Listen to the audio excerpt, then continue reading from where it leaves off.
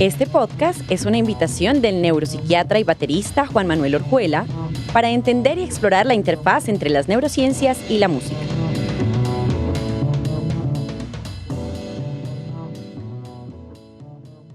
Bienvenidos y bienvenidas a la segunda temporada de Cerebro Musical, un podcast para explorar la conexión entre la música, las neurociencias y la salud mental. En esta oportunidad me acompaña Gise, quien es comunicadora y periodista. Hola, Giselle. Juan Manuel, muchas gracias por invitarme. Un gusto participar de esta segunda temporada de Cerebro Musical, un podcast que ha tenido un gran impacto y pues que sigue generando curiosidad en la gente. Bueno, por eso creo que fue la oportunidad para seguir investigando y abordando diferentes temas que pues vamos a tratar en esta temporada. Así es, y el día de hoy traemos un tema genial, la musicoterapia psicodélica. Ustedes saben que los psicodélicos son un grupo de sustancias donde está la psilocibina, el yageo, la ayahuasca o el DMT, que es el componente que subyace. También está el peyote y otros elementos que hacen que las personas tengan experiencias expandidas de conciencia o experiencias místicas, también se le han llamado. En los años 50 y 60 ya el psiquiatra checo Stanislav Grof mencionaba la importancia de la música para acompañar los estados expandidos de conciencia. Stanislav Grof, nacido en 1931 en Praga, es un psiquiatra pionero en el estudio de los psicodélicos y la psicología transpersonal. Lideró investigaciones clínicas con LSD en las décadas de 1950 y 1960, explorando su potencial para la terapia psicológica y la transformación personal. Tras la prohibición del LSD, desarrolló la respiración holotrópica como método para acceder a estados expandidos de conciencia. Su legado ha sido clave en el renacimiento psicodélico actual y en la comprensión científica de la conciencia humana. Cuando una persona está en este estado, es muy importante que tengan en cuenta dos aspectos. Por un lado, una persona que va a consumir psicodélicos debe tener un set o un mindset, que es la intención por la cual quiere consumir una sustancia. ¿Por qué quiero entrar allí?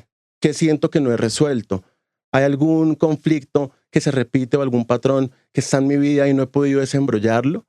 Y por otro lado está el setting, que es lo que acompaña la experiencia, el terapeuta, el entorno, si es natural, si hay cuadros, obras de arte. Pero la música, decía este psiquiatra, es un elemento fundamental, porque la música es un sostén, un acompañamiento para estados expandidos de conciencia. En este tránsito, el año pasado tuve la oportunidad de hacer una formación en musicoterapia receptiva y cuencos tibetanos, y conocí a una gran persona que me mostró otras realidades de los sonidos, la música y este tipo de estados. Él es Diego Torres. Bueno, Diego Torres es psicólogo y magíster en musicoterapia por la Universidad Nacional de Colombia, con una trayectoria que integra psicología, música y saberes ancestrales de comunidades indígenas colombianas para la salud y el bienestar. Coordina el abordaje de musicoterapia en el equipo de atención al daño oculto de la Jurisdicción Especial para la Paz JEP, para prevenir el daño emocional en magistrados y fiscales. Es docente de la Pontificia Universidad Javeriana, liderando la Cátedra de Pedagogías de la Música Comunitaria en la Maestría en Educación Musical, y durante más de una década fue docente y supervisor en la Maestría en Musicoterapia de la Universidad Nacional. Su enfoque combina ciencia, arte, espiritualidad, para promover el bienestar emocional y fortalecer el tejido social a través de la música. Diego, gracias por acompañarnos y bienvenido. No, gracias Juan por la invitación, de verdad muy contento de abrir estos espacios. Yo casi no comparto esto, casi no comparto como qué es este camino de los psicodélicos, que para mí pues es ese mundo del yagé y de la ayahuasca. Es algo que hace parte de mi vida íntima, de mi vida de familia, de mi vida de pareja, y a raíz de mi renuncia como del mundo académico o como de estar saliendo de esos límites del mundo académico, me he decidido como a compartir esas otras formas en las que yo entiendo la realidad, el camino terapéutico y la música. Diego, de lo que más me llamó la atención de tu perfil cuando te conocí es cómo un psicólogo termina explorando la musicoterapia y cómo se articula con todo el conocimiento indígena ancestral. Cuéntanos cómo fue esa relación entre esos elementos. En mi historia pasaron varias cosas. Cuando yo estudié psicología en la Nacional, hasta sexto semestre tal vez estuve metido en un laboratorio trabajando con ratas. Entonces estaba como análisis experimental de comportamiento, bueno, haciendo como trabajando estrés, básicamente con ratas. En la universidad llega un momento donde tú tienes que escoger un espacio de práctica y un profesor muy sabio me dijo como, no hagas tu práctica acá, porque no vas a aprender nada nuevo. Tú ya tienes más de 2 años acá metido, desde tercero o cuarto semestre me había metido a esos laboratorios de experimentación. Él me dijo, no vas a aprender nada nuevo. Pero me hizo una pregunta que me detonó el mundo al que después me metí. Él me dijo, ¿por qué te metiste a estudiar psicología? Yo le dije, porque desde pequeño estuve con terapia y pues sí, como que tenía TDAH y bla. Y él me dijo, vaya para allá. Me metí a trabajar, pues como a hacer mis prácticas de psicología clínica, pues como en trabajo, sí, como de psicólogo. Conocí una persona que me abrió un mundo muy distinto de lo que yo entendía de lo que era la terapia y me metí como en terapias de tercera generación y atención plena y mindfulness, que es como el concepto medular de esas terapias. Y en ese momento yo dije, ya, me quiero dedicar a esto. Pero paralelo a que yo estudiaba psicología, cuando yo empecé mi carrera, bueno, toda mi vida yo había estado como metido en la música. En la adolescencia me distancié un montón de la música. Pero mi mamá tuvo la visión desde que yo fui muy pequeño de que yo sacaba sonidos de todo y entonces ella como que tuvo esa visión, esa comprensión, esa convicción. Es más, cuando yo iba a escoger qué estudiar, ella me dijo, estudié música. Y le dije como, no, no tiene ningún sentido. Tuve profesores de música en el bachillerato que me dijeron como, usted no se dedica a esto, no sirve para esto, bueno, etcétera. Por esta época, hace 20 años, yo voy por primera vez a un ritual de yagé y como lo estás diciendo, pues la música para mí en ese ritual fue como, ¿qué es esto?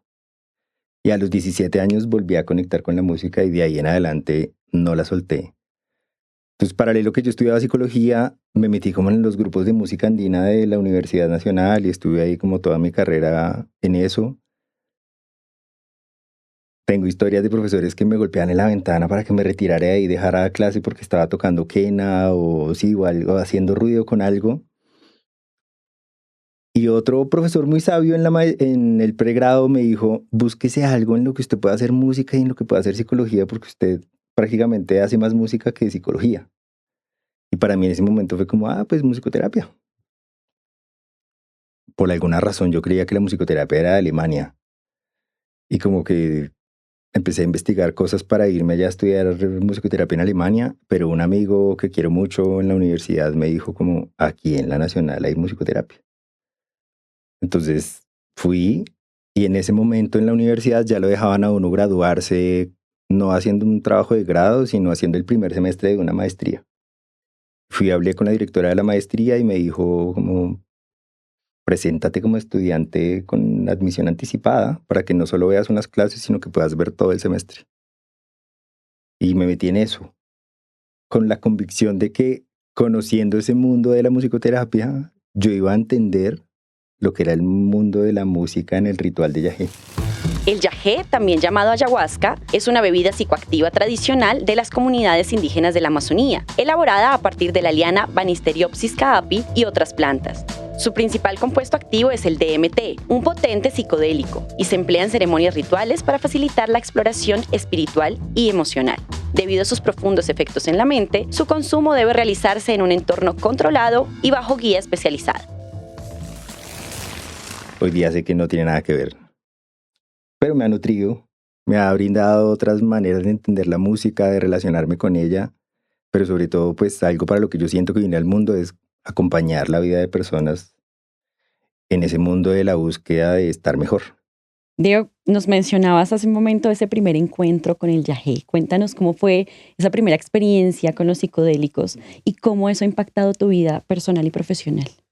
Yo esto lo repito en lugares así como en círculos muy íntimos. Yo soy lo que soy por ese ritual. Yo soy lo que soy por esa medicina.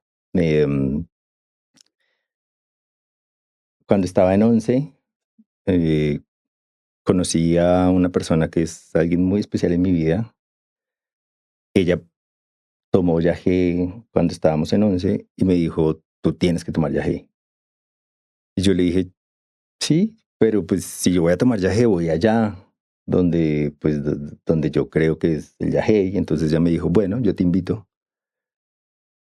Nos graduamos y en enero del 2005 bajo yo a Mocoa en el Putumayo y tomo yagé. Me encuentro con el Taita Manuel Díaz, que hoy día es como mi maestro en este camino. Y a raíz de él, pues tomo 5 noches yagé seguidas en mi primera vez, que es algo que no le recomiendo a nadie hoy día. Y lo que me pasó fue un antes y un después. Eso para mí sí fue como una experiencia muy marca un hito en mi vida. Cuando yo regresé de allá, mi mamá lloraba porque pensaba que yo me había vuelto loco.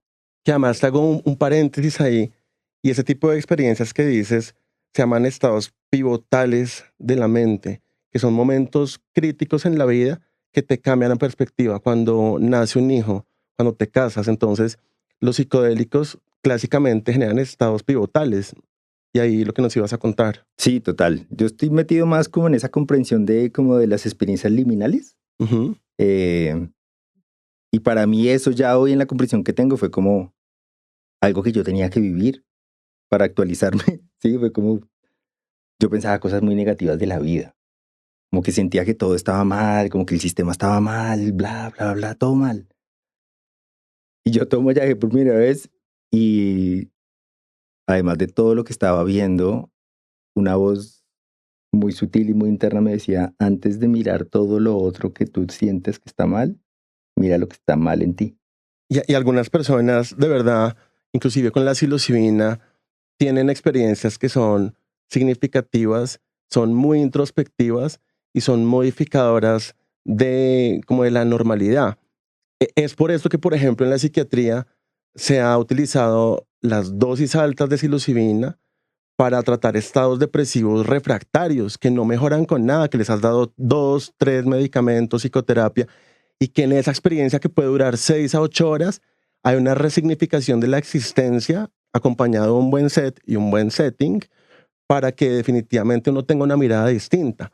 Entonces, en ese sentido, Diego, en todos estos años que has acompañado procesos, rituales, personas, ¿cuál consideras tú que es el rol de los sonidos ancestrales en promover o en fomentar los estados expandidos de conciencia que promueven los psicodélicos? Hay una diferencia muy grande entre esas cosas que uno escucha, que son familiares a la historia sonora y musical de uno, y las que no.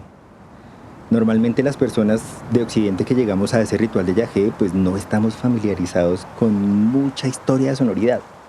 Sonidos de naturaleza, sonidos de hojas, sonidos de viento, sonidos de cantos muy agudos, sonidos de palabras que no logramos entender o lenguas que no logramos entender. Eso que tú estás poniendo acá como el sonido ancestral, para mí corresponde no solo al ritual, sino también a la manera en la que los seres humanos nos hemos relacionado con la música, que es ese concepto de mimesis musical, de cómo empezamos a generar una relación con el sonido a través de lo que escuchamos en el ambiente que nos rodea. Y ese para mí es esencial en el ritual.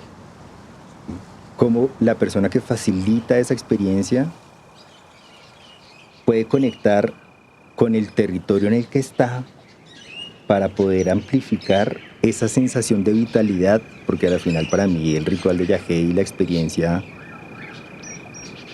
puedo hablarlo así, pues la experiencia psicodélica, pero yo solo puedo hablar de ese rincón o de esa esquina del yagé, está muy relacionada con la relación con la vida, con lo que tiene vida, con lo que vibra, con lo que uno siente que es como uno va a la selva o al Bajo Putumayo o va a la Amazonía y uno se baja del avión o llega en el bus y puedes tener sonidos, digamos, como sintéticos, ciudad, pitos, como ruidos, de electricidad, pero tienes una matriz de sonido. Los bichos están todo el tiempo, guau, guau, guau, guau, guau. Tú estás inmerso en vida, uno no tiene esto en la ciudad. En ese sentido, ¿qué aspectos tienes en cuenta para el acompañamiento sonoro y musical de una sesión con psicodélicos con yagé? Yo creo que para poder hablar de eso es importante hablar de los momentos de la ceremonia, ¿sí?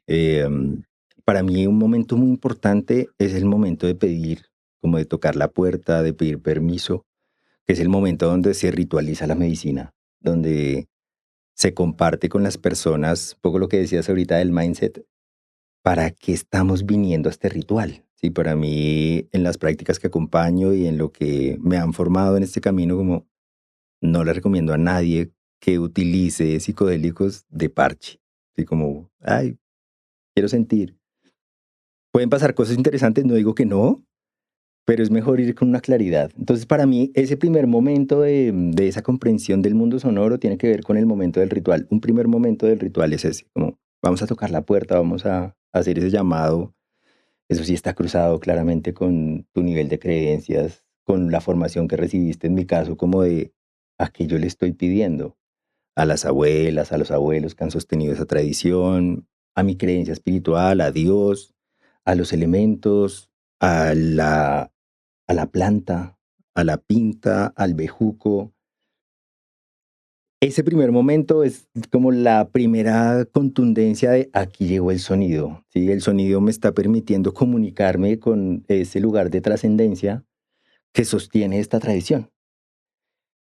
En todos los rituales en los que yo he estado en estos últimos 20 años compartiendo con indígenas y con mestizos, facilitando el ritual, todos tienen eso. Entonces ese primer momento del ritual para mí es donde surge por primera vez la música, ¿sí?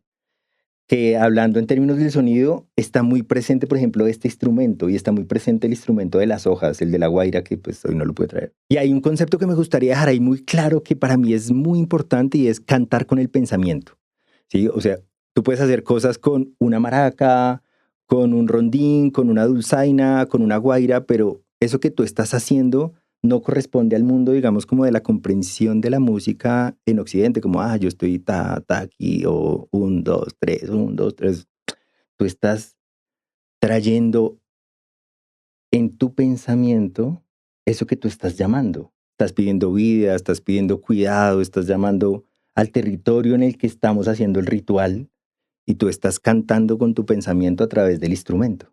Yo creo que ahí es muy importante pasar también, obviamente, de la conversación abstracta para los oyentes de cómo sonará eso, qué es lo que acompaña. Y yo creo que uno de los elementos más interesantes de Diego es la relación que tiene con instrumentos que yo digo son atípicos, porque yo crecí, por ejemplo, con la batería, la guitarra, el bajo, pero cuando conocí a Diego me empezó a mostrar samafones, eh, cuencos de diferentes dimensiones, koshi, una cantidad de instrumentos que hacen parte de las terapias de sonido. Entonces, Diego nos trae hoy algunos elementos para mostrarnos cómo suena lo que él acompaña en los rituales de Yagé. Diego, cuéntanos qué nos traes hoy. Este es un instrumento que me encanta porque tiene una sonoridad muy baja. El nombre es rondín. Tengo entendido que es como del Ecuador, y son modificaciones que se le hacen como a las armónicas, digamos, como que existen. Y este es uno que yo utilizo mucho, ¿sí? Como sobre todo en ese primer momento de la pregunta que me haces de cómo yo entiendo la música dentro del ritual, o cómo utilizo la música para acompañar el ritual. Entonces, por ahora vamos hablando de ese primer momento, de la ritualización de la medicina. Ujú. Y la idea que me gusta como dejar clara, porque a mí me da mucha claridad en cómo es el uso de la música en el ritual, es cantar con el pensamiento. Y otro que se anuda con ese compartir mío con los indígenas y sobre todo con los mamos, con los indígenas de la sierra, es la palabra dulce. Cantar con un pensamiento en palabras dulces, en buenas palabras. Ahora podemos hablar de eso.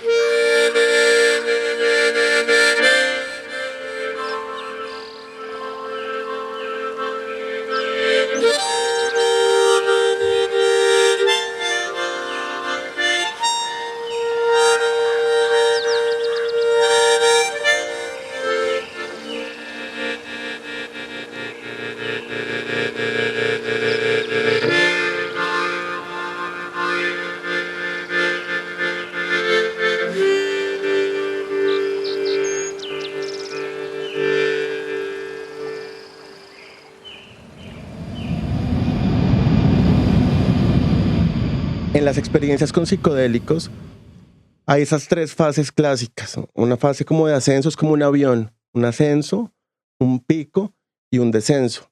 Entiendo que ese tipo de sonidos, como tú dices, ritualizan o preparan, ¿verdad? Para ese pico. Más adelante, ¿cómo vas manejando la situación? ¿Qué sonidos, frecuencias, instrumentos incorporas? Bien, en esto quiero dejar muy claro que yo estoy hablando como de un lugar muy específico del ritual, como dar una comprensión, digamos, que aplique para todas las formas del ritual de Yagé. Es imposible. Hay comunidades donde nunca hay música, solo hay como sonidos de la naturaleza, pero no hay música, ¿sí? No hay nada que acompañe y pues la música es los sonidos de las personas vomitando, tosiendo o agitados en su respiración. Entonces, lo que sí es más común es que después de este primer momento de la música que ritualiza esa puerta que se toca para poder tomar la medicina, viene un momento de silencio. Y acá es importante entender que la música también es silencio. Y ese silencio va a estar permeado por el lugar en el que estamos haciendo el ritual. En nuestra casa específicamente, en Casa Elemental, pues pasa el río Teusacá, entonces pues no hay silencio. Estamos en silencio, no estamos hablando, no hay música sonando, pero está el río sonando. En la selva, en el Putumayo, en el piedemonte amazónico, pues no podemos no estar hablando, pero están todas las cigarras, los grillos, hay mucha vida sonando. Eso es imposible, pues obviamente emular como en un espacio como de consultorio, de terapia, como Total. Eso sí, bueno, normalmente eso va a depender como de el efecto de la medicina. Hay yagés que son más fuertes y su efecto es mucho más rápido y otros que toman un poco más de tiempo para entrar, pero entre 45 y 1 hora y 10, 1 hora y 20, 1 hora y media, cuando mucho, las personas entran en este estado como con la metáfora del avión, ya estamos muy allá arriba en el cielo. Y yo vengo pues de una configuración muy puesta de la musicoterapia, ¿sí? Y ese conocimiento de la musicoterapia a mí me ha ayudado mucho a poder leer físicamente a las personas, sin que tú tengas necesariamente que estarle diciendo a alguien como, ¿estás bien? ¿Cómo te sientes? ¿Sí? El cuerpo de esa persona te dice esa persona cómo está. Si esa persona empieza a tener unas respiraciones mucho más agitadas o empieza a tener movimientos involuntarios en su cuerpo, que es algo que es muy repetitivo en las experiencias de Yagé, es como una necesidad de control de la experiencia, porque tú empiezas a sentir demasiadas cosas, cada uno de tus sentidos se amplifica y hay algo en uno que le dice como, no, yo necesito estar acá. Entonces empiezan a manifestarse movimientos involuntarios repetitivos, como si alguien hiciera todo el tiempo esto, o moviendo una pierna, o levantándose y abriendo los ojos y regresando, ¿sí? Ese es el más sutil. También los hay cuando empiezan como, ay, ay, y el sonido de algo que se vocaliza, ah, ah, y ese es el primer momento donde yo me apoyo de la música para justamente nivelar, hacer que la persona se pueda entregar a la sensación más profundamente, porque hay algo que lo sostiene, que no es una persona tocándole la espalda diciéndole todo va a estar bien.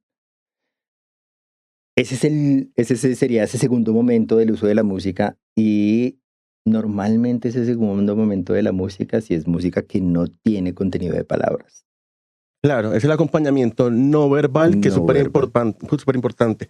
Toda la estructura, no lo que te sostiene, que de alguna manera sepas que estás ahí, pero es lo no verbal.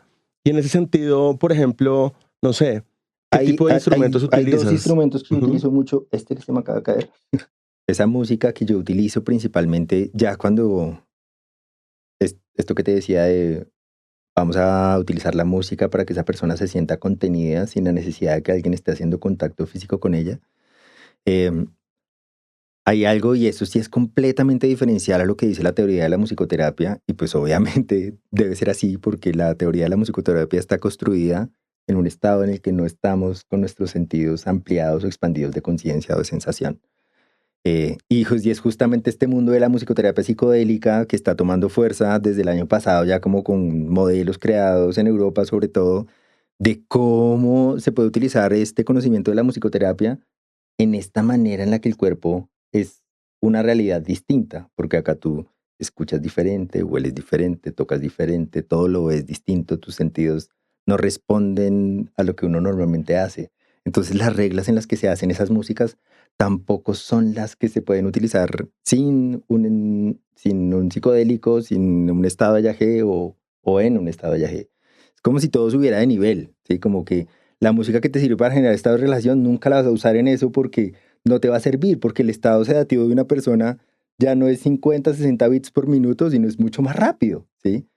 Em, Algo que es muy frecuente, sobre todo como en los músicos que se han sumergido como a hacer música dentro del ritual, es como si uno tuviera todo el tiempo una subdivisión interna, como si todo el tiempo tú sintieras un taca, taca, taca, taca, taca, taca, taca, ya cuando estás en el efecto, como un zzzz, que para mí está muy relacionado pues con el mensaje ancestral que trae esa medicina. ¿Sí? Es como, es medicina de la tierra.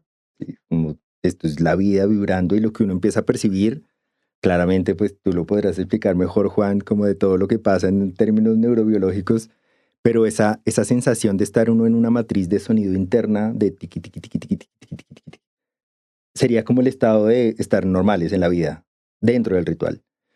Entonces yo utilizo tres tipos de instrumento principalmente: el arpa de boca, el birimbao de la capoeira y un redoblante caucano que tengo en el tiempo reciente, hace un año y algo, que es como, la sonoridad es increíble porque tiene como esos sonidos, ya viendo como a lo técnico, como unos timbres muy agudos, ¿sí? Como esto también, pero te permite tener muchos sonidos, como muchos armónicos. En el caso del redoblante, que pues tiene tripa de marrano, pues, trrr, trrr, tú puedes estar como dando un golpe fijo, pero tienes un montón de información sonora.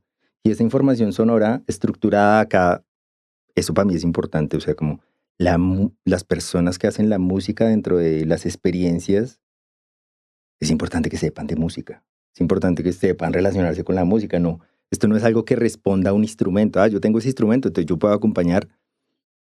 Pruébalo. No es algo que recomiende. Entonces este lo utilizo mucho como en esos primeros momentos de donde el avión ya está en la cumbre.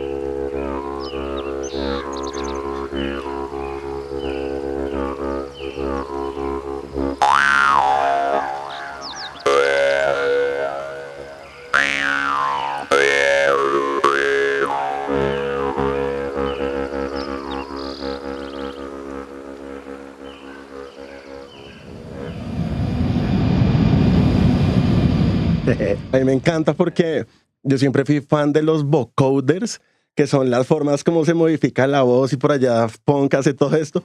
Pero lo interesante de esos instrumentos es que de manera muy natural, física y vibratoria, como una voz se convierte casi que en un resorte, ¿no? Y eso, como lo bien lo dices, es un estado expandido de conciencia a las 2, 3 horas de haberte tomado un hongo o tomado el yagé, como esos sonidos tienen una representación completamente diferente. Hay gente que tiene sinestesias, recuerdos, se van a momentos que fueron reprimidos en el pasado. Entonces, ese tipo de sonoridades son muy particulares en esos momentos. ¿Qué más utilizas ahí, Diego? Pues esos tres, y utilizo los instrumentos de cuerda. Ujú. Este instrumento a mí me encanta, que es como el papá del charango, el ronroco.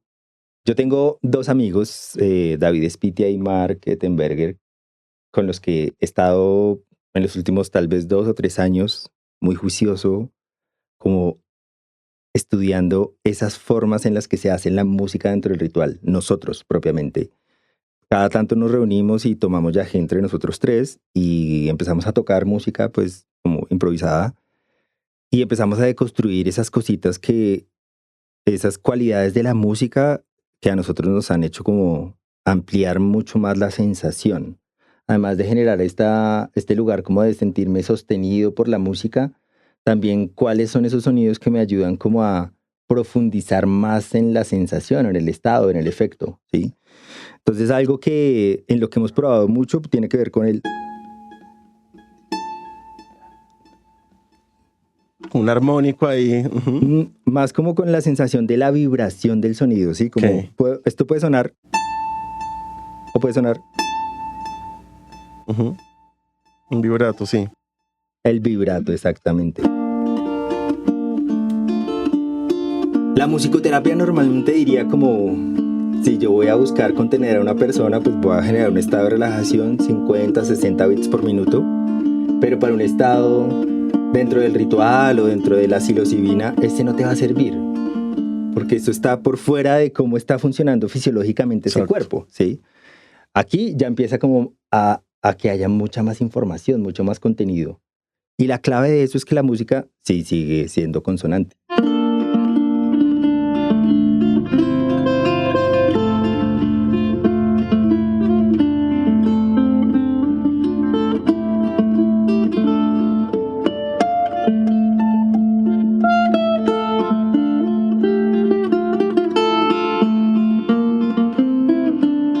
Entonces la base para mí de eso es los juegos de pregunta-respuesta.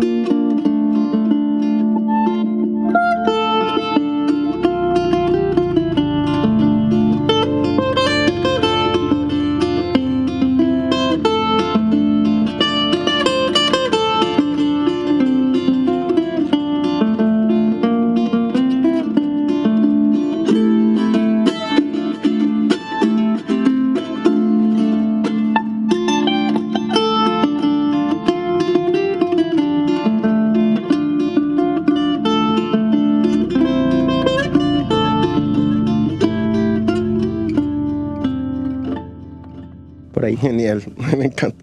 Sobre todo cerrando los ojos, se escucha genial siempre. Digamos que es fundamental la música en este tipo de sesiones y de terapias. Pensar una terapia completamente en silencio, como nos mencionabas ahorita, no generaría los mismos efectos y el mismo soporte a las personas que están intentando hallar una respuesta o solucionar alguna situación que tengan en su interior. Yo no lo pondría en los términos de que no se pueda, no se deba, o son experiencias muy diferentes, ¿sí? Como ahí ya podríamos hablar un poco más de las cosas básicas del ritual, como por ejemplo la presencia del fuego, que el fuego en sí mismo pues tiene un sonido, ¿sí? La importancia de que este tipo de prácticas se hagan en un entorno pues más rodeado de esa envoltura de sonido de naturaleza, ¿sí? Yo llevo 20 años tomando. He experimentado esto de muchas maneras. Con música, sin música, con fuego, sin fuego, porque igual yo sigo siendo una persona que se formó en una academia y por más que una persona que yo admire y que respete tanto como el Taita Manuel que me diga, es importante que no descuides esos elementos porque son la esencia del ritual, pues por a mí algo allá me pica adentro y he tenido experiencias donde tomo para mí solo y me meto en una carpa y no tengo ni una vela y pues me entrego a la experiencia. No es algo que recomiende. Hoy día sé con la convicción de que lo hice, de que no es algo que recomiende, de que eso se hace por unas razones que tal vez no son, pues este no es el espacio para hablarles, pero yo creo que la idea que a mí me gustaría dejar como clara en esto es, hay una música que alguien crea y tú en el estado accedes a la música o a la envoltura sonora en la que siempre vas a estar, así alguien cree música o no. Pero sí sé que ese uso de la música, para que tú no tengas una persona tocándote la espalda, acompañándote y sosteniéndote a través de la palabra, para que eso pueda ser una experiencia realmente íntima para ti, la música es un terapeuta increíble. Y en ese sentido, Diego, hay como dos enfoques para que la música o lo no verbal nos sostenga.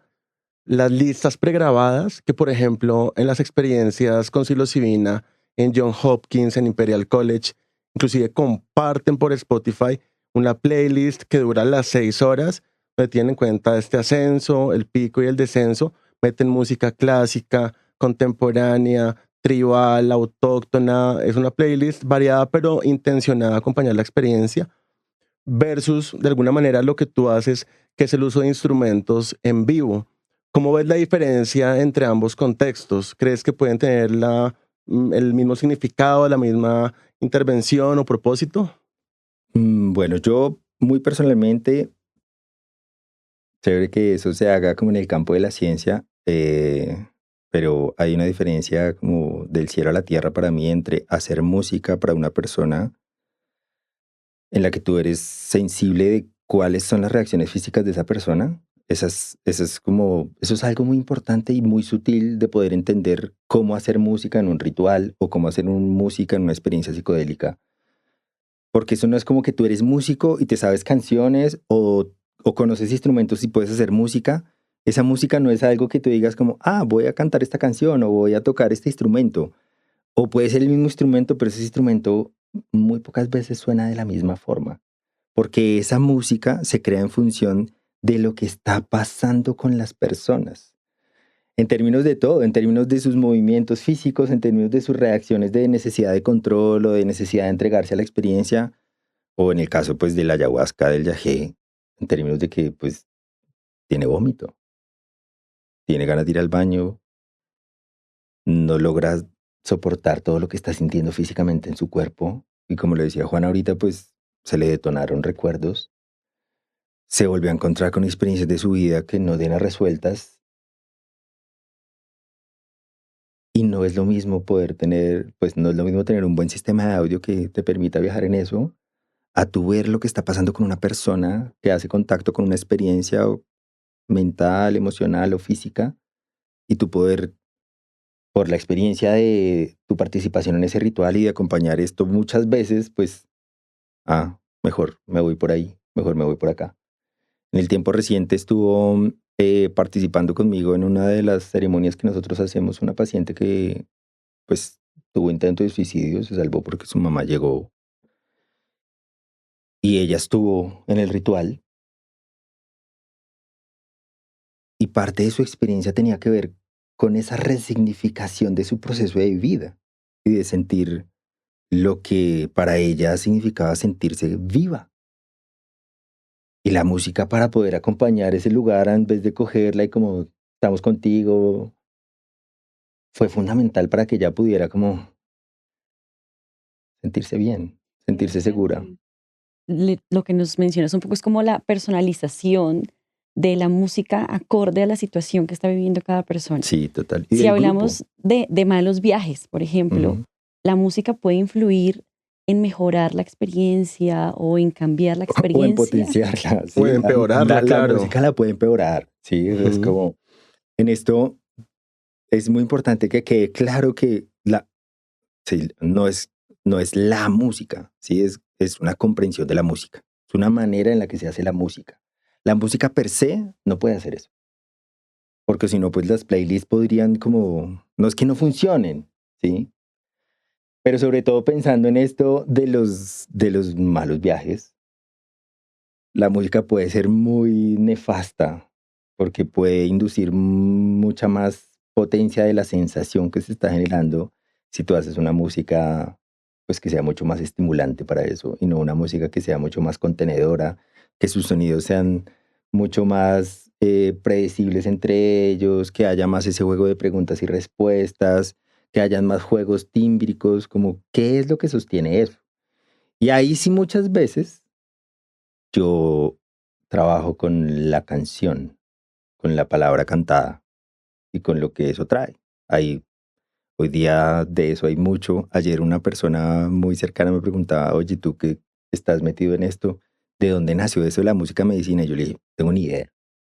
Tengo ni idea, tampoco me interesa porque a mí lo que me interesa es la música adentro, pero en ese nuevo paradigma, en ese nuevo género, subgénero, no sé ni cómo se llama, de la música medicina, pues hay canciones que le cantan a la vida. Mira, te lo digo yo que trabajo para fiscales y magistrados, y esas mismas canciones utilizadas con ellos, hace que sin que uno tenga que estar en un estado de yagé o en un estado de psilocibina o de cualquier otro estado por sustancias o plantas, tú escuchas eso y dices como, wow, esto me toca, esto esto me da así como un llamado a mí.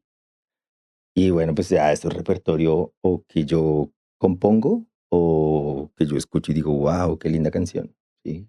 Hay un paper que se llama El terapeuta oculto, que justamente fueron más o menos unas 90 personas que entrevistaron después de experiencias con psilocibina.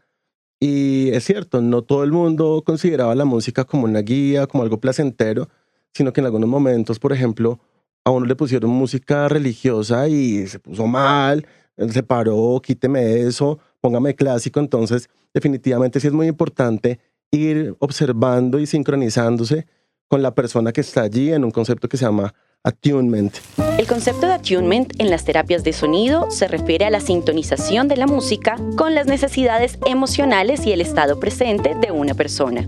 Es un proceso de alineación y adaptación sonora que responde de manera dinámica a las emociones y requerimientos específicos del individuo durante la intervención musical. Bueno, Diego, por último te quería preguntar, también pues hoy en día inclusive los psicodélicos se les ha cambiado de nombre y ahora se llaman enteógenos, porque los enteógenos son sustancias que promueven el contacto con Dios, con tu Dios, con el cosmos, con el universo, con tu Dios. En ese sentido, ¿cómo vinculas tú la musicoterapia con la espiritualidad? Esa es una muy buena pregunta, Juan. Es justamente la transición que yo estoy viviendo de salirme pues, de ser profesor de una maestría aquí en Colombia, bla, y te lo voy a resumir en las siguientes. Yo estuve metido en un lugar del conocimiento y de la musicoterapia donde satanizaba a gente que no era musicoterapeuta y decía que hacía musicoterapia. Y sí, como pues la edad media, como, usted no estudió musicoterapia, no diga que haga esa musicoterapia, bla. Pero la vida misma me llevó a personas increíbles. 3 personas son como detonantes para mí de eso, que me pidieron clases y yo viendo lo que ellos hacían dije como, o sea, estas personas no tienen ni un pregrado, pero lo que hacen es mucho mejor que muchas personas que nos hemos graduado de una maestría.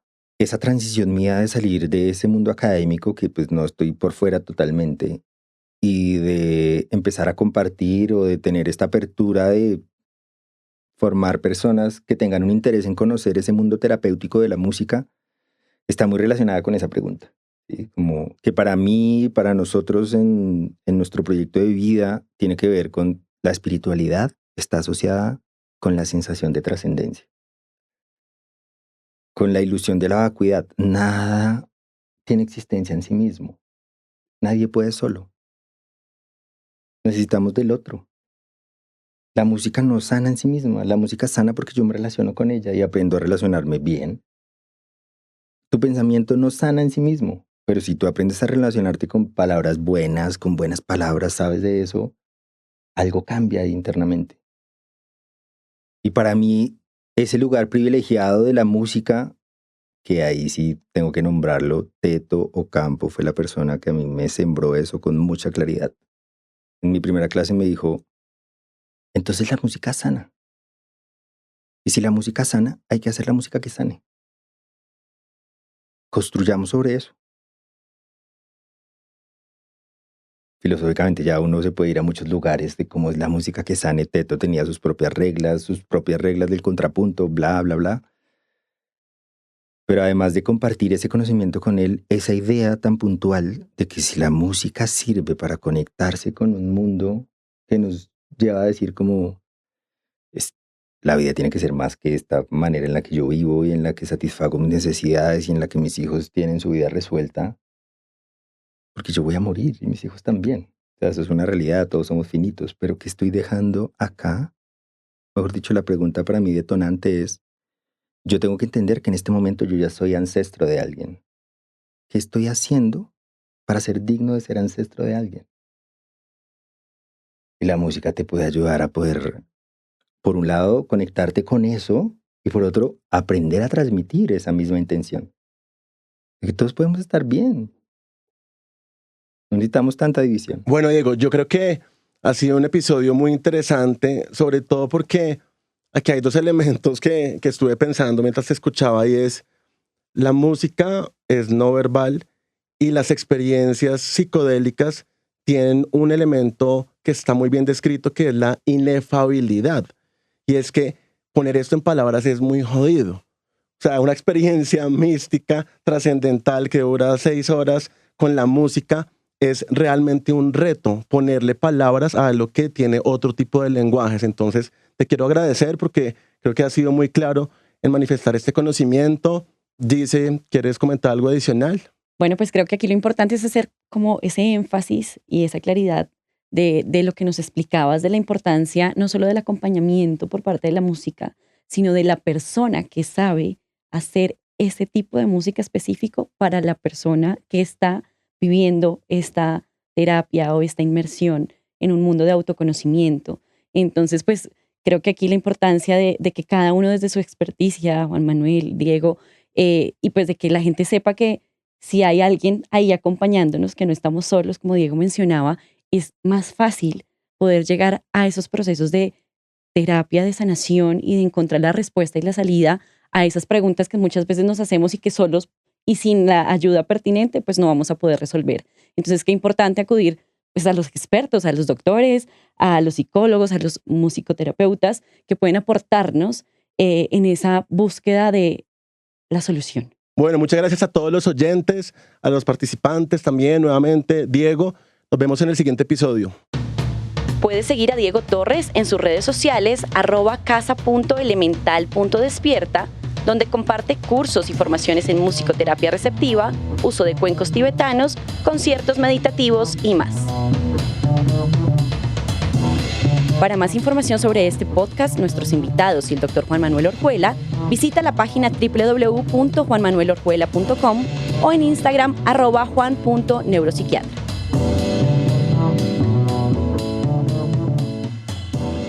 Este podcast es una idea original del Dr. Juan Manuel Orjuela, producido en DAY Studio.